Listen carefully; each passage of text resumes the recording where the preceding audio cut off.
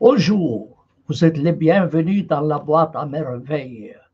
Je vous prie de vous abonner à la chaîne et de cliquer sur la cloche pour recevoir les prochaines vidéos. Je reviens donc vers vous pour continuer les cours de droit musulman.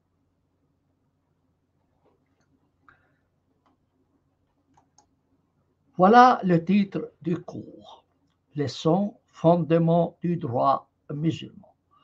Vous avez ici mon email et le numéro de WhatsApp, ainsi que mon site où vous trouvez cet ouvrage sous le titre Introduction au droit musulman et bien d'autres ouvrages. Vous n'avez pas besoin de l'acheter.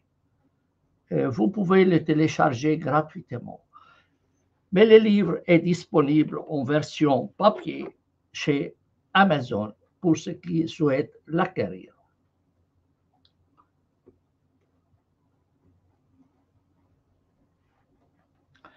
C'est la septième leçon. C'est la septième leçon. Avant de commencer le cours, un petit rappel, et à travers ces images, vous avez un arbre, la partie visible est composée des branches et la partie invisible est composée des racines. Sans les racines, l'arbre tombe. La matière que nous étudions se réfère en fait à la matière cachée ou aux racines cachées. C'est le sens du terme fondement. Usul al-Sharia, les fondements de la Sharia. Donc pour comprendre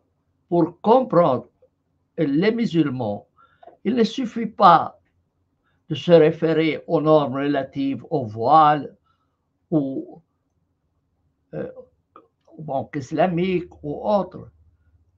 Il faut connaître les racines du droit musulman. Et vous demandez à des jeunes musulmans en France qui a la priorité, les lois de la République française ou le droit musulman. Ils vous répondront presque 70%, 70% vous répondront que le droit musulman a la priorité sur les lois de la République. Pourquoi?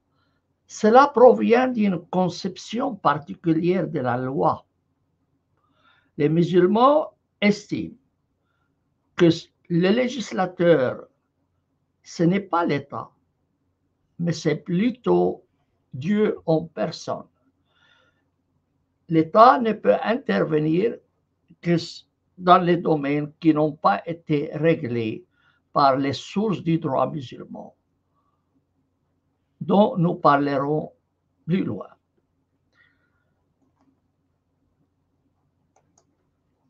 Voilà une autre image. Vous avez des bambous qui poussent dans votre jardin, qui risquent de l'envahir. Il ne suffit pas de les couper. Il faut les déraciner. Sans quoi le bambou va repousser.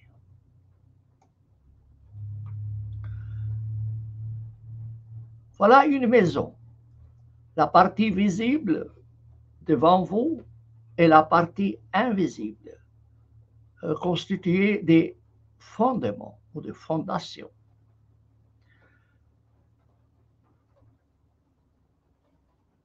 Si la maison se fissure, il ne suffit pas de voir ce qu'il y a dans le toit. Il faut descendre dans les racines. L'importance, donc, d'où l'importance des fondements du droit musulman. Dernière image. Ici, vous avez la partie visible en haut. la partie visible en haut.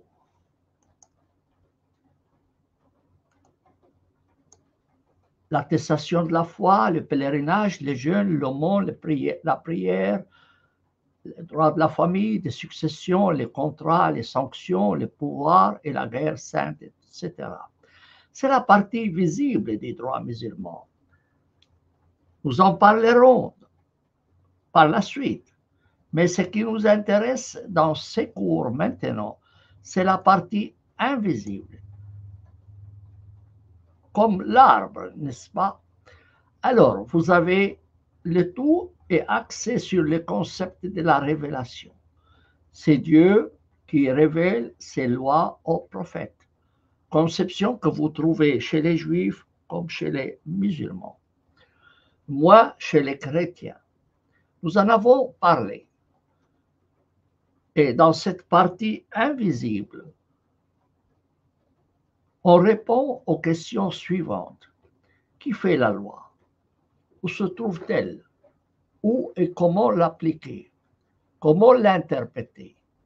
Quel est son but? Et vous avez les sources. Les deux principales sources, le Coran et la Sunna.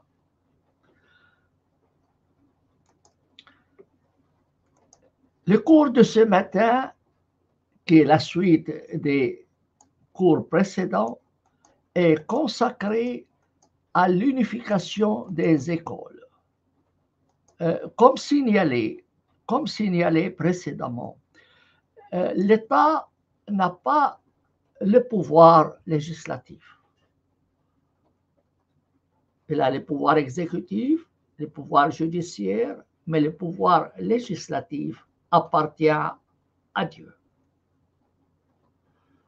L'État n'intervient que là où le droit musulman n'a pas émis de normes relatives à ce domaine, par exemple la circulation routière.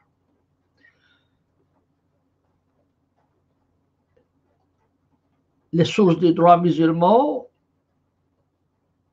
sur lesquelles nous reviendrons, le Coran et les récits de Mahomet,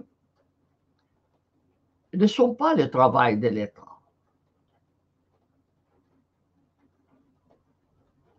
Nous avons vu aussi qu'il y a différentes écoles juridiques. Ces écoles juridiques, fondées par des privés,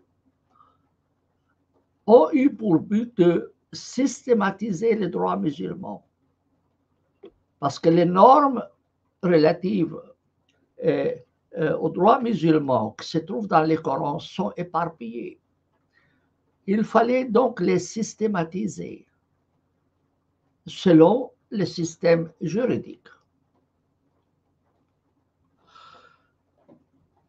Alors, nous avons vu l'école hanafite, malikite, shafi'ite et hanbalite chez les sunnites. Ensuite, les écoles ja'farites, zaydites, ismaélites et druzes chez les chiites. Et nous avons aussi parlé de l'école ibadite et des écoles disparues. La question qui se pose est la suivante. Quelles sont les divergences et les convergences entre ces écoles? Est-ce qu'ils enseignent vraiment des choses différentes ou pas?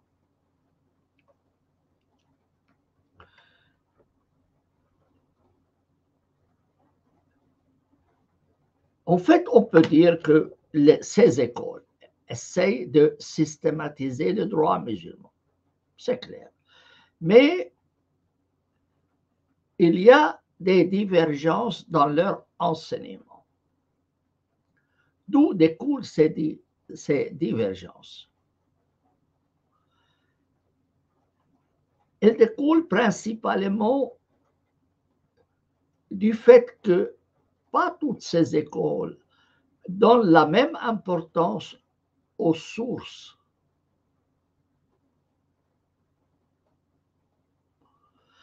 Aux sources dans lesquelles vous allez retrouver ces normes. Si tous sont d'accord, si toutes ces écoles sont d'accord pour dire que le Coran est la première source du droit, ils sont moins d'accord lorsqu'il s'agit de la Sunna de Mahomet.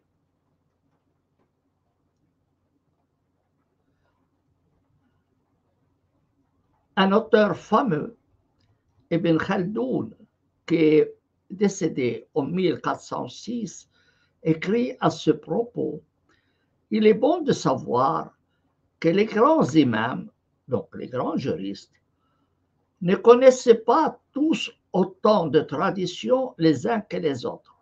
Les traditions signifient les récits attribués à Mahomet. On dit qu'Abu Hanifa, qui est décédé en 767, n'aurait transmis que 17 récits attribués à Mahomet. Il se référait seulement à 17. Par contre, Malik, qui est le fondateur de l'école malikite, est décédé en 795, il se réfère à 300.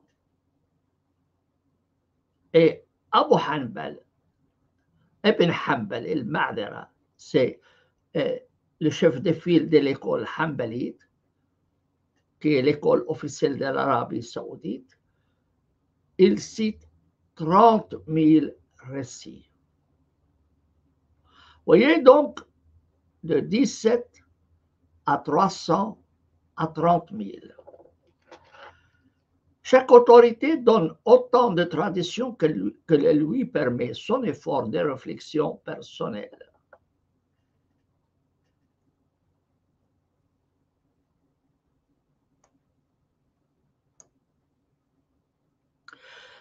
La deuxième raison de ces divergences, c'était sur l'interprétation des versets du Coran.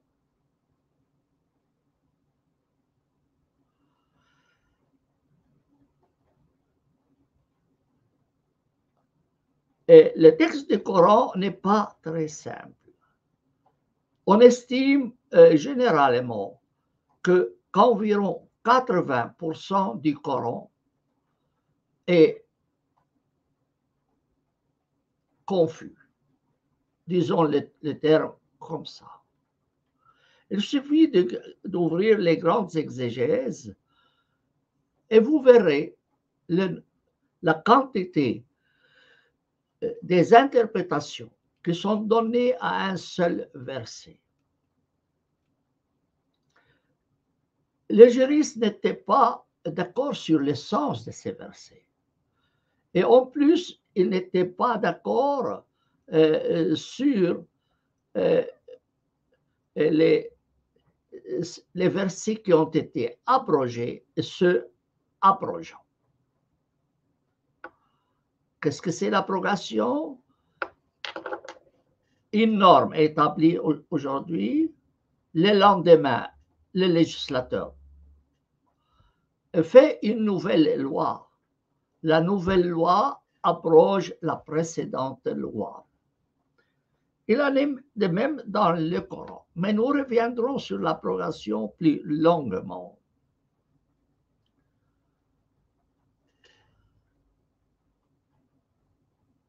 Il y a donc des divergences dans la compréhension du texte coranique, mais aussi dans la compréhension de la Sunna, le récit de Mahomet. Ainsi, sur la qualification des actes juridiques, est-ce que c'est obligatoire ou simplement recommandé, répugnant, permis ou interdit? Ce sont les qualifications des actes juridiques. Vous faites quelque chose, on vous dira ça c'est obligatoire, vous devez prier, n'est-ce pas? Vous pouvez répudier votre femme. Vous n'êtes pas obligé de répudier votre femme. Vous pouvez le faire. Mais est-ce que c'est quelque chose qui est permis?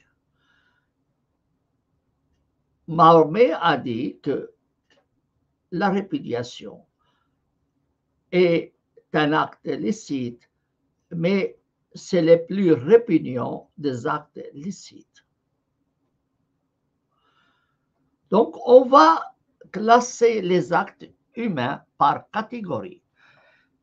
Et ça dépend comment vous les classez. Ça dépend comment vous les classez. Bien. Troisième raison pour les divergences, c'est que la communauté musulmane a, du début, connu des schismes et des divisions,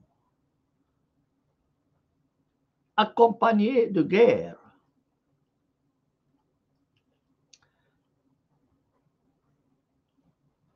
Chaque groupe essayait d'interpréter le Coran à sa guise et n'hésitait pas à inventer des récits pour approuver sa position face aux adversaires. Si les autorités politiques toléraient la coexistence de différentes écoles, elles favorisaient parfois une école sur les autres, surtout en nommant des juges appartenant à telle ou telle autre école. Ceci a exacerbé les tensions et les divergences doctrinales, auxquelles il faut ajouter les divergences philosophiques.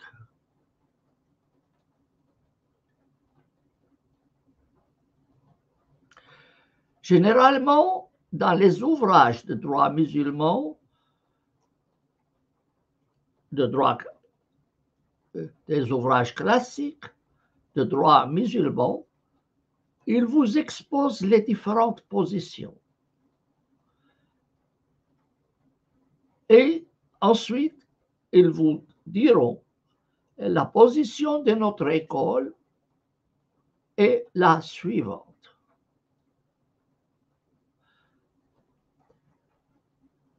On parle alors de ilm al-khilafat, la science des divergences. Et on a estimé que ces divergences constituent une marque de miséricorde de la part de Dieu, que la loi était plus ou moins flexible. Mahomet aurait dit à cet égard, la divergence dans ma nation est marque de miséricorde. Les chefs de file de ces écoles se connaissaient et certains avaient des rapports de maître à disciple ou étaient des condisciples. Ils s'estimaient mutuellement, malgré leurs divergences. Les différentes positions étaient admises tant que les éléments essentiels n'étaient pas touchés, à savoir les 5 piliers de l'islam, l'attestation de la foi, la prière, l'aumône ou zakat, le pèlerinage et les jeûnes de Ramadan. 5 piliers. Ensuite, vous avez les 6 dogmes du credo musulman. La croyance en Dieu, en ses anges, en ses livres, en ses apôtres, au jour dernier et au destin. Troisièmement, l'acceptation du Coran et de tout récit dont l'authenticité et le sens sont incontestables. Quatrièmement, les questions sur lesquelles il y avait unanimité et qui figurent dans des ouvrages consacrés à ce sujet. Il y a des ouvrages qui réunissent les choses sur lesquelles les savants religieux musulmans étaient unanimes. On reviendra sur cette question d'unanimité. Toutes les autres questions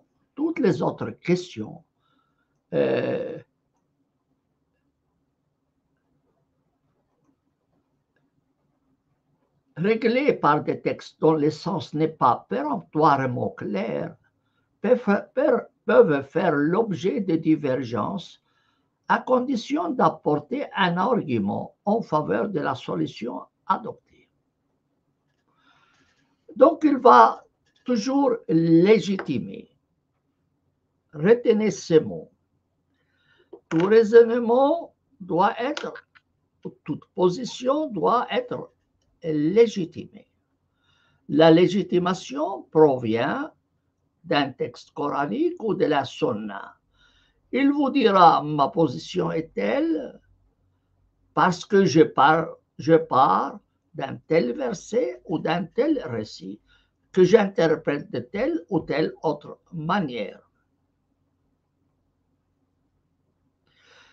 Et donc les écoles ont divergé entre eux, mais il y a eu des tentatives d'unification.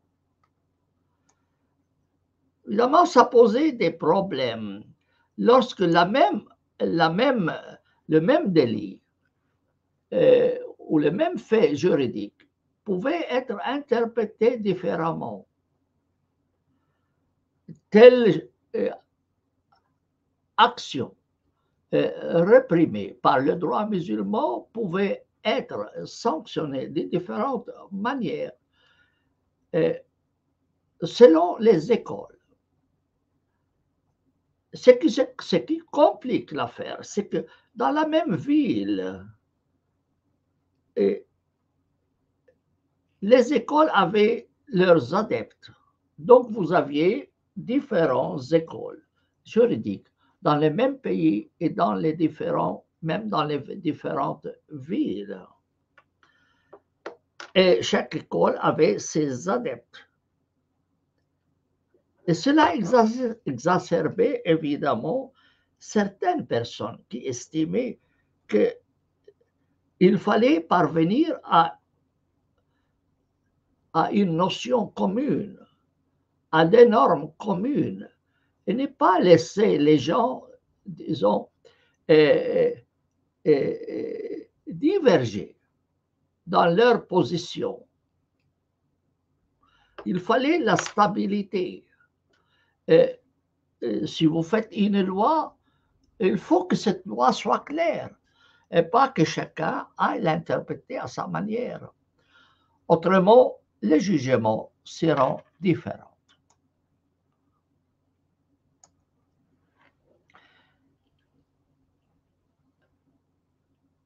La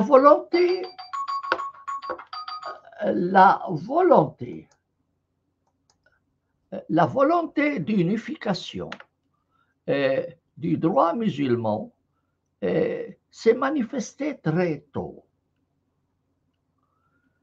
Le calife el-Mansour, décédé en 775, voulait imposer à tous ces sujets un ouvrage rédigé par Malik intitulé Al-Muwatta. Malik lui a dit ne le fais pas. Il l'a déconseillé.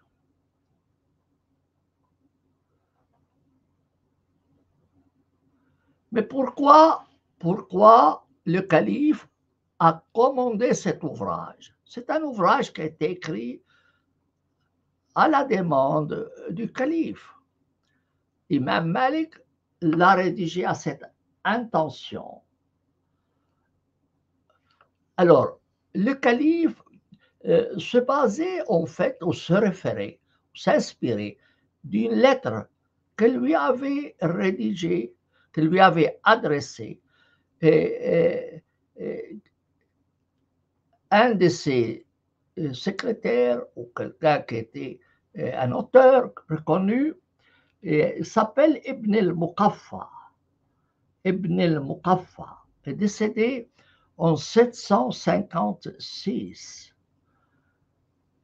Malheureusement, il est mort d'une mort violente.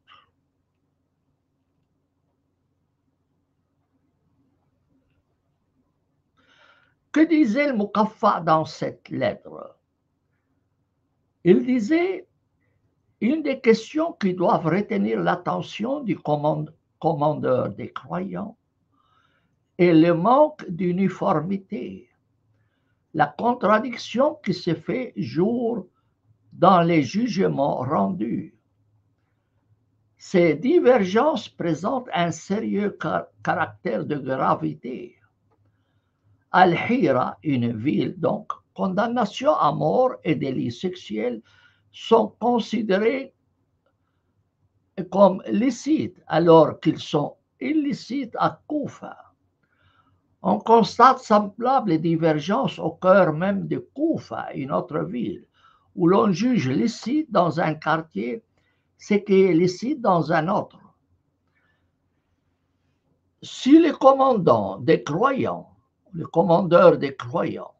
jugeait opportun de donner des ordres afin que ces sentences et ces pratiques judiciaires divergences lui soient soumises sous la forme d'un dossier, accompagné des traditions et des solutions analogues auxquelles se réfère chaque école.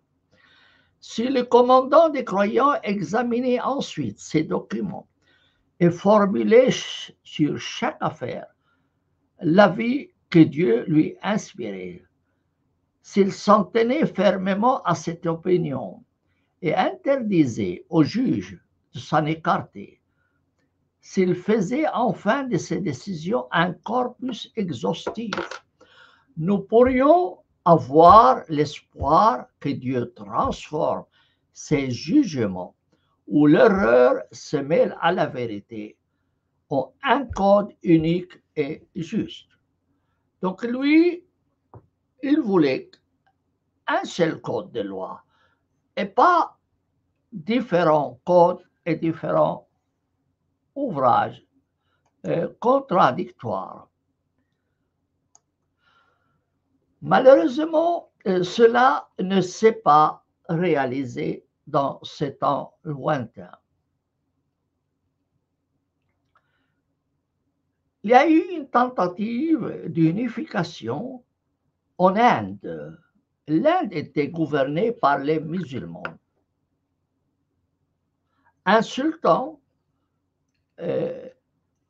Mohammed Al-Mkir, qui est décédé en 1707, a créé une commission pour établir un recueil contenant les opinions dominantes dans l'école hanafite. Mais à l'intérieur de l'école, les juristes pouvaient diverger. Même à l'intérieur de la même école, les juristes pouvaient diverger. Alors ce sultan a créé une commission en disant: faites-moi un recueil dans lequel vous fixez les normes appliquées par les juges pour qu'il y ait des opinions unifiées. Et il en est sorti un recueil intitulé Al-Fatawa al-Hindiya. Fatwa, c'est les décisions juridiques, Fatawa al-Hindiya, qu'on peut intituler les avis juridiques musulmans qui sont issus de l'Inde. Ils ont été rédigés entre 1664 et 1772. Donc, ça a pris donc 8 ans pour rédiger cet ouvrage par la commission. Cet ouvrage auquel se réfèrent souvent même des écrits modernes. Au lieu d'aller lire des ouvrages énormes rédigés par les juristes de l'école hanafite, il vous suffisait de se référer à cet ouvrage. Certes, cet ouvrage est né à la suite d'une initiative officielle, mais il n'avait pas la force contraignante. C'était donc un ouvrage de référence pour faciliter le travail des juges. Ensuite, il y a eu une tentative dans l'Empire ottoman.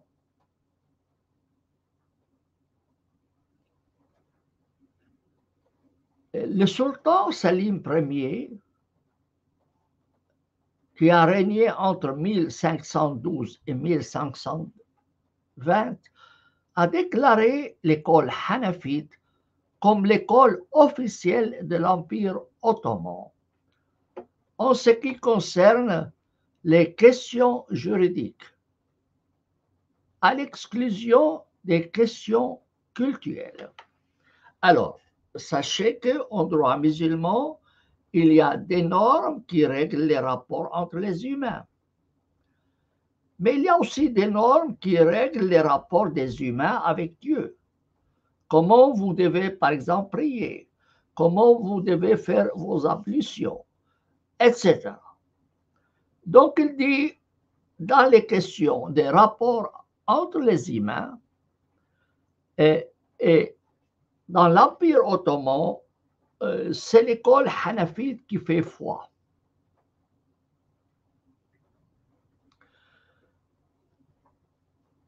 Mais il a fallu attendre le 19e siècle pour voir la première tentative ottomane de codifier et par conséquent d'unifier les normes de cette école. Donc il a dit, dans mon empire, il n'y a que l'école hanafite qui s'applique. Très bien. Mais cette école a plusieurs juristes qui divergent entre eux.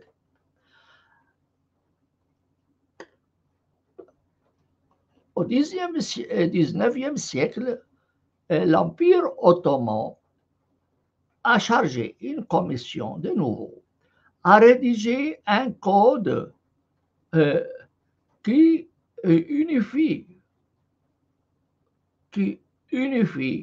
les normes juridiques. Cet ouvrage est intitulé Majallat al-Ahkam al-Adliya. Majallat al-Ahkam al-Adliya. Ça veut dire code des normes juridiques, si vous voulez, traduction sommaire, et qui est composé de 1851 articles, élaborés entre 1869 et 1876. Donc, ils ont mis 7 ans pour rédiger ce code qui traite des obligations, des droits réels et du droit judiciaire. Il n'a pas touché les questions du droit de la famille qui n'ont été codifiées qu'en 1917. 1917, les questions du droit de la famille et des successions ont été réglées seulement par un code unifié de 1917. En Égypte, on trouve aussi des recueils d'unification des normes de l'école hanafite.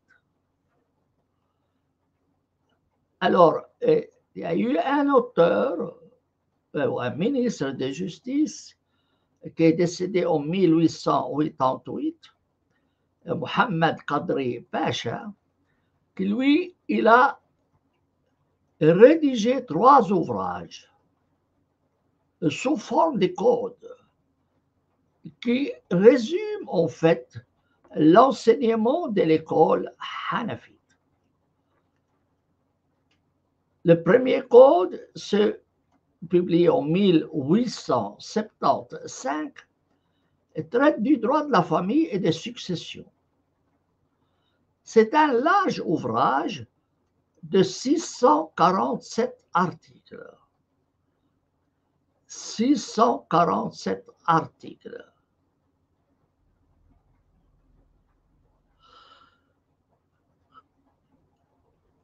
Cet ouvrage est utilisé encore aujourd'hui par des tribunaux. On s'y réfère parce qu'il va dans tous les détails. C'est un code très détaillé. Et en Égypte, ils n'ont pas un code unifié de droit de la famille, mais plusieurs petites lois. Et il est indiqué qu'en cas de lacune, on se référera à l'enseignement de l'école hanafite. Et en fait, à cet ouvrage-là. Il y a ensuite un autre code qu'il a rédigé et qui, lui, il traite des droits réels et des contrats. Des droits réels et des contrats.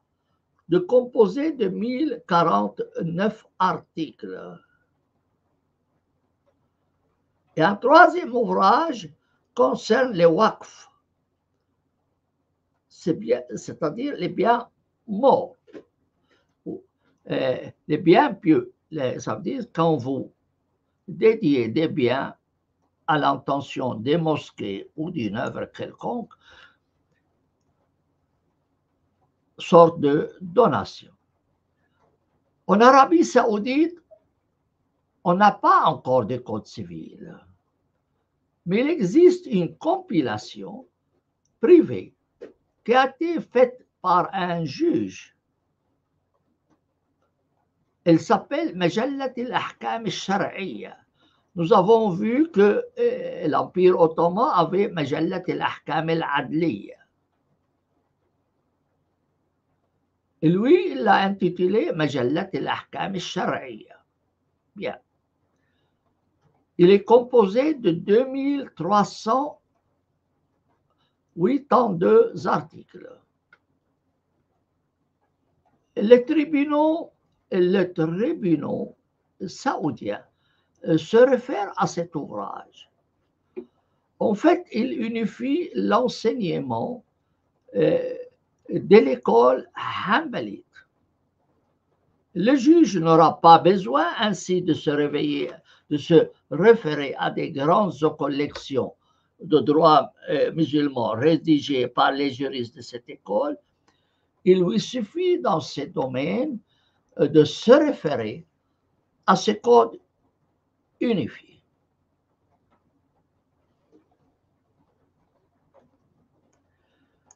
Donc, c'est toujours une unification à l'intérieur d'une école donnée. Et dans les cas précis, il s'agit de l'unification des normes ou la codification des normes dans l'école hanafite et dans l'école hanbalite. Ensuite, il y a eu des tentatives de syncrétisme.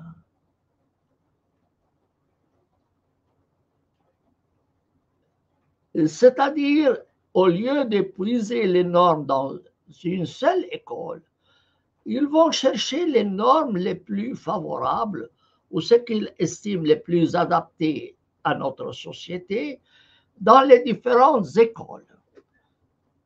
C'est le système qui a été adopté par la loi ottomane de 1917 relative aux droits des familles.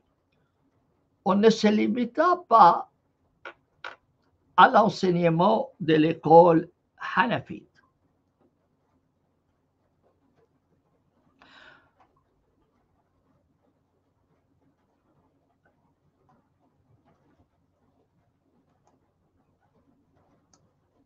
En Égypte, nous avons dit qu'il y a eu cette tentative d'unifier les normes. Le code, nous avons Kadri Basha. L'auteur est Kadri Basha. Jusqu'aujourd'hui, on l'appelle le code de Kadri Basha. Mais en 1915, une commission a rédigé un code de famille qui s'inspire des 4 écoles.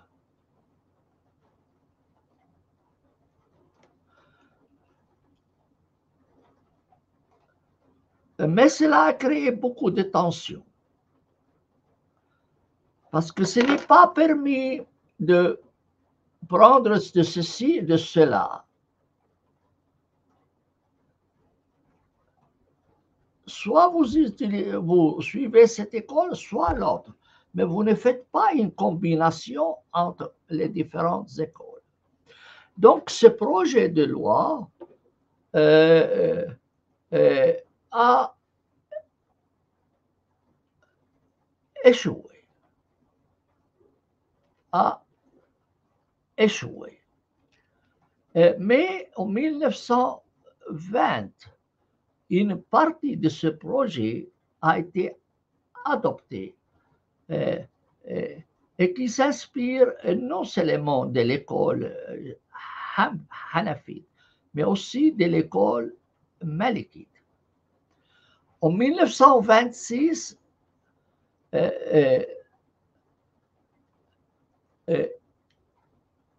une autre tentative a été faite à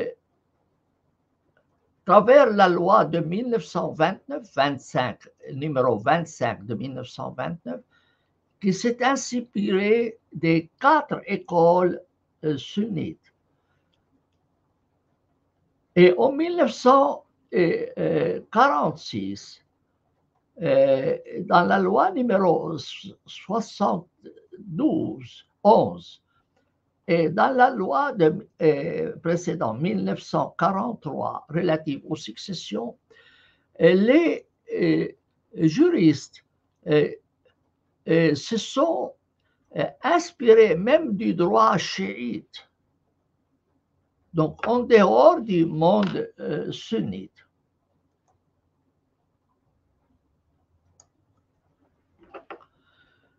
Et le dépassement de la frontière des écoles en Égypte est clair dans le Code civil égyptien de 1949, dont l'article 2 dit, à défaut d'une disposition législative, le juge statuera d'après la coutume. Alors le législateur a fait un code civil. Mais il dit, s'il y a des lacunes, qu'est-ce que doivent faire les juges? Alors il dit, à défaut d'une norme, d'une disposition législative, le juge statuera d'après la coutume et à son défaut d'après les principes du droit musulman. Il n'a pas précisé quelle école. Le droit musulman en général. En outre, l'article 2 de la Constitution égyptienne stipule que les principes du droit musulman sont la source principale de la législation. Aucune restriction n'est faite quant à l'école dont doit s'inspirer le juge ou législateur égyptien. Toutefois, l'article 280 d'un décret de 1931 et repris en l'an 2000 dit qu'au cas où les juges ne trouvent pas de normes, il va se référer à l'école d'Abu Hanifa.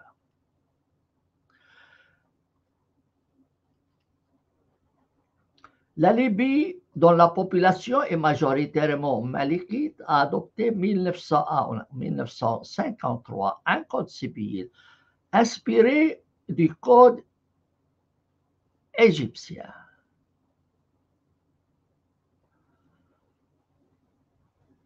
Et l'article 2 reprend presque l'article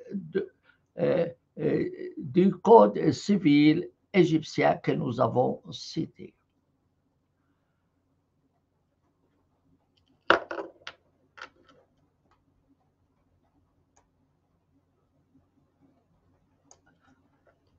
Aux Émirats arabes unis, la population appartient surtout à l'école malikite et à l'école hanbalite. Donc, en Égypte, on a dit il se réfère au droit musulman, point à la ligne. On n'a pas précisé l'école. Aux Émirats arabes unis, qui se sont inspirés du code civil égyptien, l'alinéa premier de l'article premier dit, c'est un code de 1985, dit, à défaut d'une disposition dans cette loi, le juge statuera d'après le droit musulman. Mais écoutez bien, donnant préférence aux solutions les plus appropriées de l'école de l'imam Malik et de l'école de l'imam Ibn Hanbal. À défaut, à celle de l'école de l'imam al-Shafi'i et de l'école de l'imam Abu Hanifa, selon l'intérêt en question. Donc, ils ont gradué les préférences. Donc, vous allez appliquer le droit musulman, mais, donc, s'il n'y a pas dans le code, on va se référer à l'enseignement de l'école de Malik et de Ibn Hanbal. Et si on n'y trouve pas, on se réfère à l'enseignement de l'école Shafi'i et Hanbalite.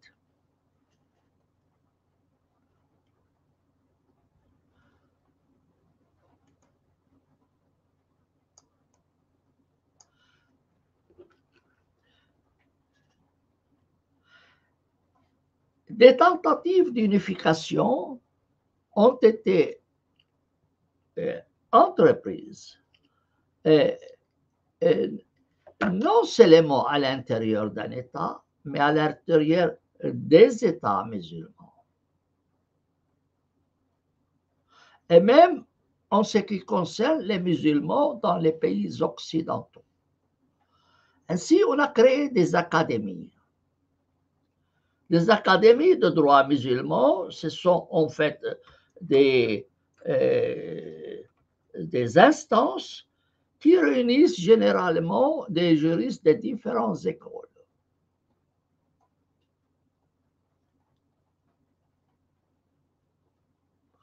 Et ces académies vont se pencher sur les questions qui n'ont pas été réglées, par les lois, surtout les questions modernes, comme le clonage, comme l'insémination artificielle, comme les banques islamiques, etc. Et ils vont émettre des avis fatawa juridiques uniformes. Il y a avant tout l'Académie islamique du fiqh qui a son siège à la Mecque. Il dépend de la Ligue islamique mondiale.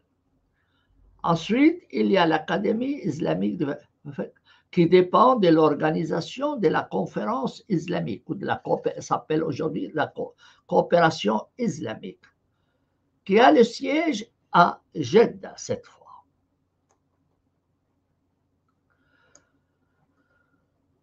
Il y a aussi en Europe un Conseil européen des fatwas et de la recherche qui a été créé à Londres en 1997.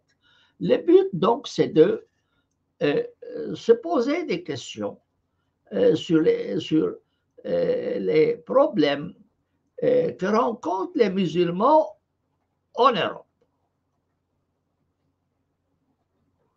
Alors vont se prononcer sur les questions où il y a conflit entre les lois droit musulman et le droit étatique. Excusez-moi. Ensuite, il y a l'Assemblée des juristes musulmans de l'Amérique qui fait un travail similaire.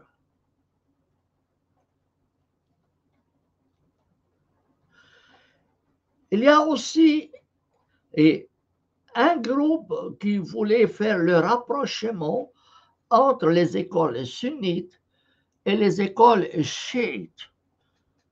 Et on a créé ce qu'on appelle Dar al-Taqarub, Dar al-Taqrib, بين المذاهب الإسلامية. Traduction, maison du rapprochement entre les écoles sunnites. Il y a des juristes ou des cheikhs sunnites et des cheikhs chiites qui se réunissent pour unifier les concepts et les notions.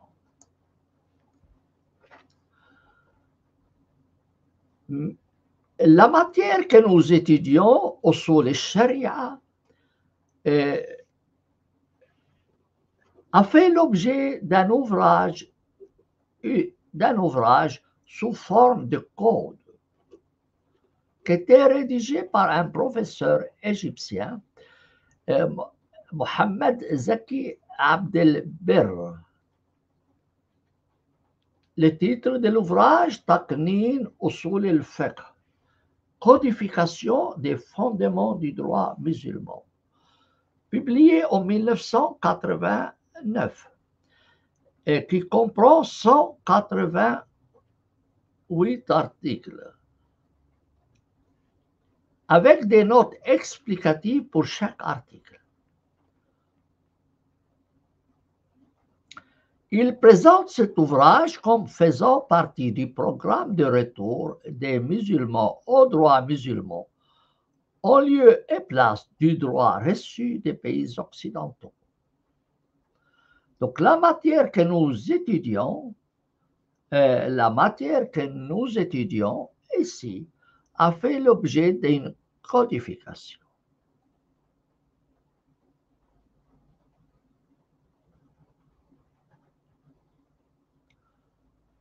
Il y a eu aussi des tentatives d'unifier les tribunaux.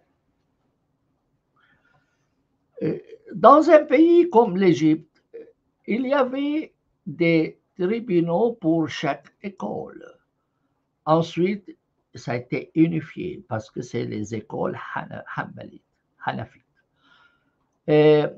Si vous allez au Liban, vous avez des écoles sunnites, des tribunaux sunnites, des tribunaux chiites et des tribunaux druzes.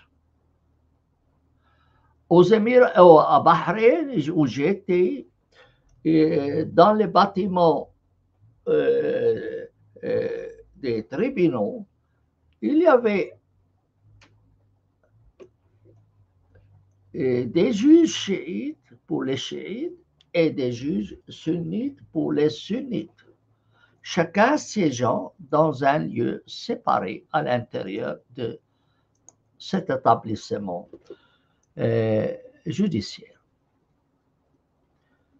Alors on a essayé quand même, on s'est dit, il faut quand même essayer d'unifier les tribunaux, essayer d'unifier les tribunaux. Mais jusqu'à maintenant, ils n'ont pas réussi.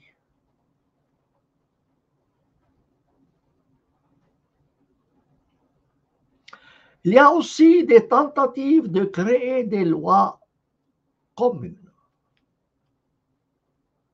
La Ligue des États arabes a un conseil qui s'appelle Conseil des ministres arabes de la justice. Ce conseil a pour mission de rédiger des projets de loi, il les appelle d'ailleurs lois, et qui vise à ce que les pays arabes un jour adoptent ces codes à la place de leurs lois nationales. Et à titre d'exemple, ils ont rédigé un code de statut personnel unifié et un autre code civil Et en 1997, les ministres arabes de la justice ont rédigé un code de droit, un code pénal qui malheureusement est rétrograde.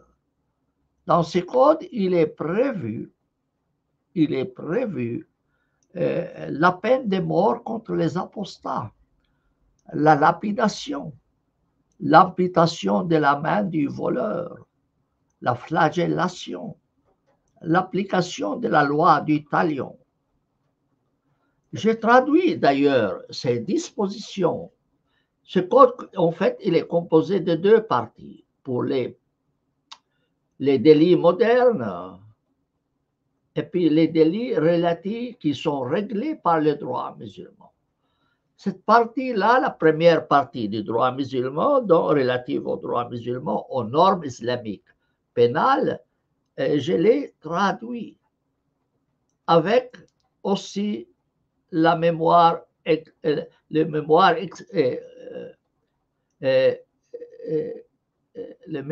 explicatif, le mémorandum explicatif. Je l'ai traduit en français et vous le trouvez sous mes livres. Vous pouvez le télécharger gratuitement en vous référant, donc, en allant sur cette page. D'accord. Et se poser la question de savoir si le droit musulman est un droit autonome, qui est création exclusivement musulmane, ou si, au contraire, il s'est inspiré du droit romain ou d'autres droits qui existaient avant. Donc, un des débats qui agite les historiens occidentaux du droit est de savoir dans quelle mesure le droit musulman a été influencé par les droits étrangers existants, dont le droit romain. Cette hypothèse est rejetée par les auteurs musulmans. Pour ces derniers, les sources du droit musulman sont indépendantes et découlent de la seule volonté divine. Voyez déjà la conception. Le droit romain est une œuvre humaine. Le droit musulman est une œuvre divine.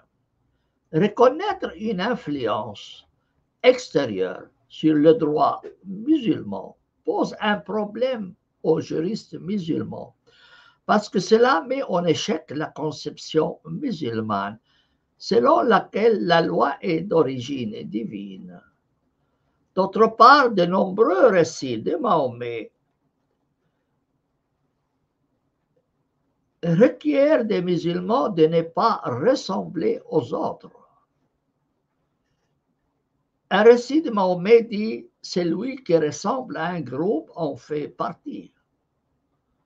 On cite aussi différents versets qui vont dans ce sens. Je vous les cite. Je vous cite deux. Voilà mon chemin dans toute sa rectitude. Suivez-le donc et ne suivez pas les sentiers qui vous écartent de sa voie. Un autre verset, ne ressemblez pas à ceux qui ont oublié Dieu. Dieu leur a fait alors oublier leur propre personne. Ceux-là sont les pervers.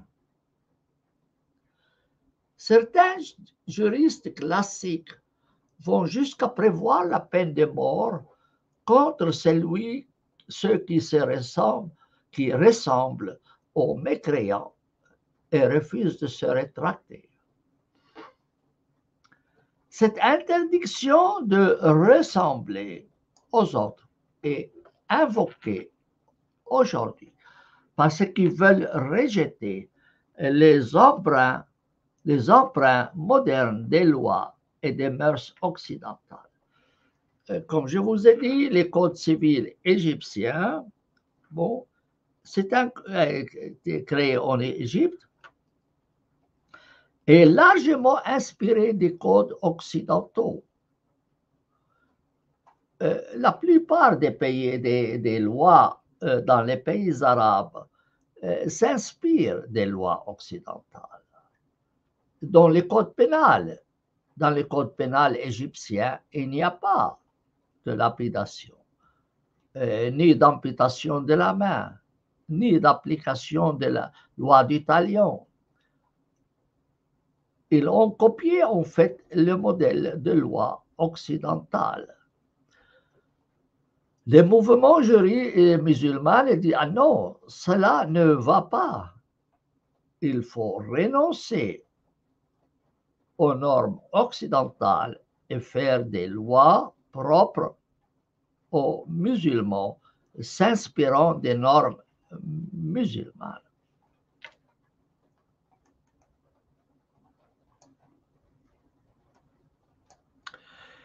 Il faut cependant se rendre à l'évidence que le Coran lui-même et le recueil de la Sunna, les deux premières sources du droit musulman, se sont fortement inspirés de la Bible, comme on le constate par exemple en matière de droit pénal et d'interdits alimentaires.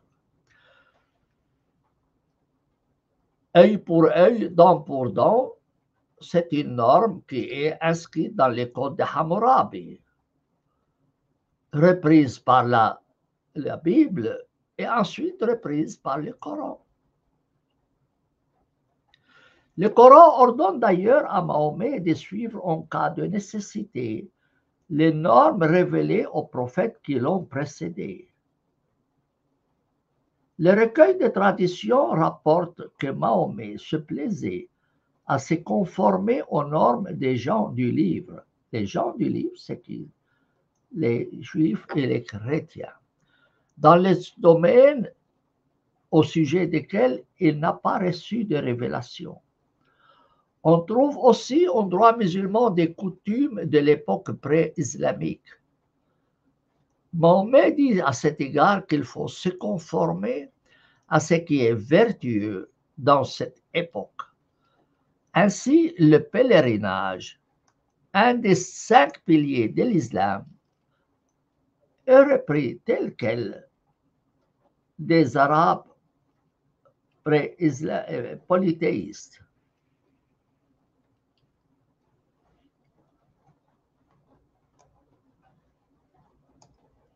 On s'arrête ici et on parlera dans la prochaine leçon du maintien des lois des autres communautés. Ça, c'est important.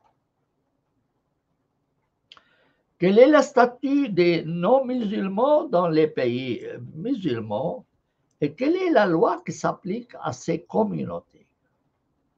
S'agit-il du droit musulman ou de leur propre loi religieuse? Ça, c'est que nous verrons dans la prochaine. Ça, c'est que nous verrons dans la prochaine leçon. Ce soir, je répéterai cela en langue arabe. J'essaye en fait d'avoir la même leçon en français le matin et en arabe le soir, pour que celui qui veut répéter la leçon ou voir ce qui a été dit en l'autre langue puisse le faire facilement.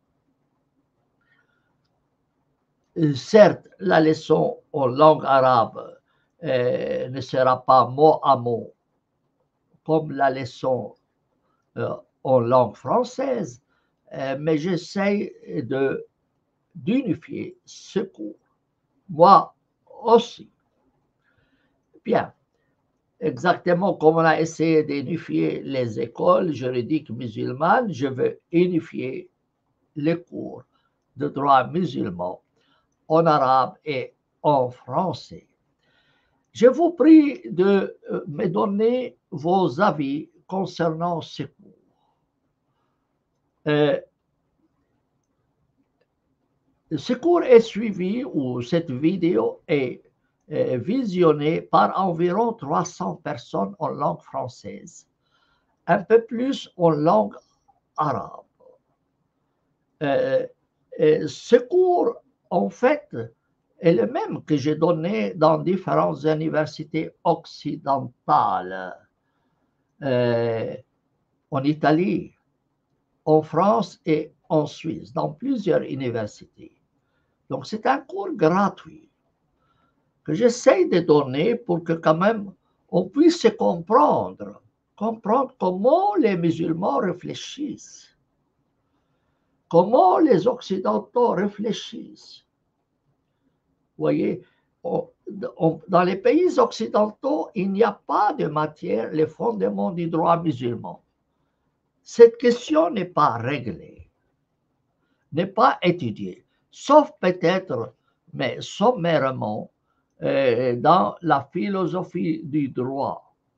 Les facultés de droit occidentales enseignent une matière qui s'appelle la philosophie du droit et une autre, la philosophie de l'État, qui recoupe un peu les questions que nous étudions ici, mais évidemment écarte l'idée que ces lois proviennent de Dieu, parce que le pouvoir législatif en Occident appartient à l'État, alors que le pouvoir législatif dans les pays musulmans appartient à Dieu.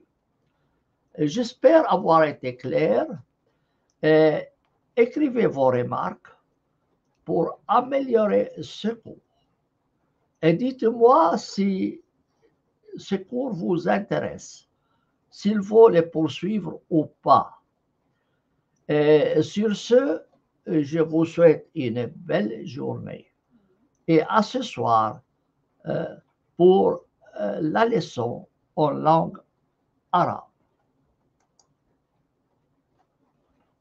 Au revoir.